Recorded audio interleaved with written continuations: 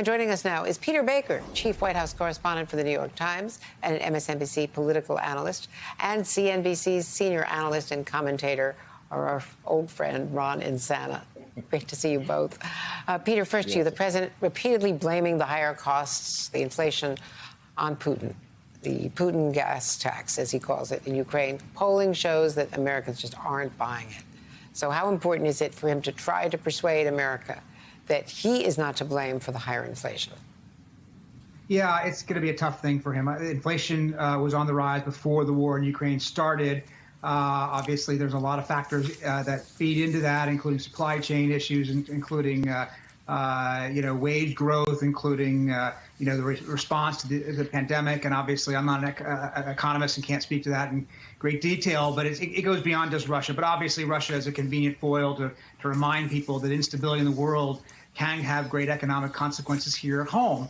And he has, President Biden has two tasks here. One is to try to do something about inflation, and two is to try to make people see that he's doing something about inflation. He needs to show Americans that he understands the pain this is causing a lot of people. It's eating away at household incomes. It's eating away at the wage increases they have had. And they need to see that he cares and understands that he's trying to do something about it. But the second problem is that he doesn't have that many tools to do it. I mean, the inflation is better fought, and as you know, by the Federal Reserve, and this is a worldwide problem. But he can't sit there and simply wash it away the way they tried to do it first when they said it was simply transitory and will go away on its own.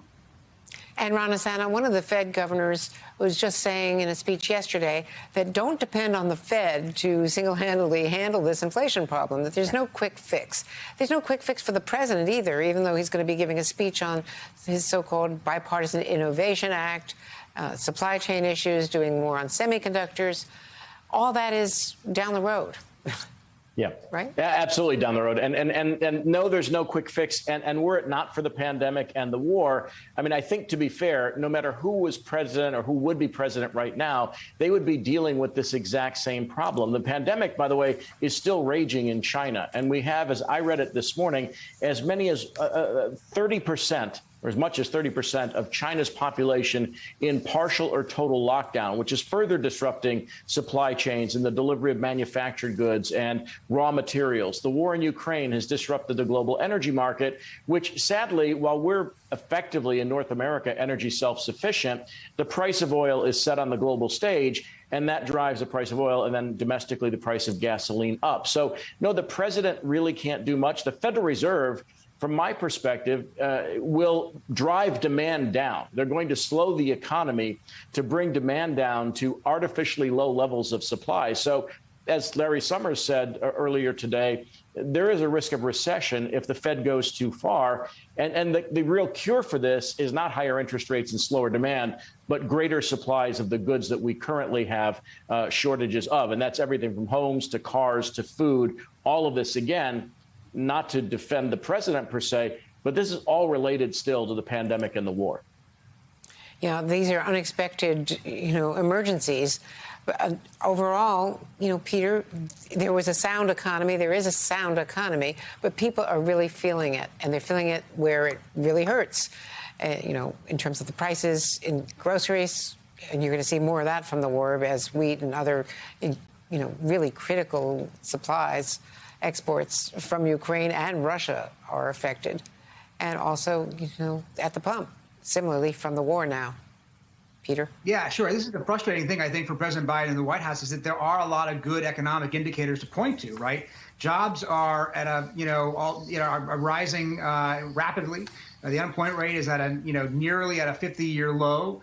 There's wages are going up. There's a lot of good news out there, but it is overshadowed by this inflation. That's the thing that people are noticing very, very acutely in their daily lives. They go to the pump, they go to the grocery store, they see the prices going up, and that's hard for an administration to counter. It's hard for them to say, "Hey, guys, the economy is doing really well, except for this," because except for this part is what people are noticing. But it is frustration, no doubt, for this president to have an economy that's growing healthily, that has a lot of good jobs, and yet people feel so sour about.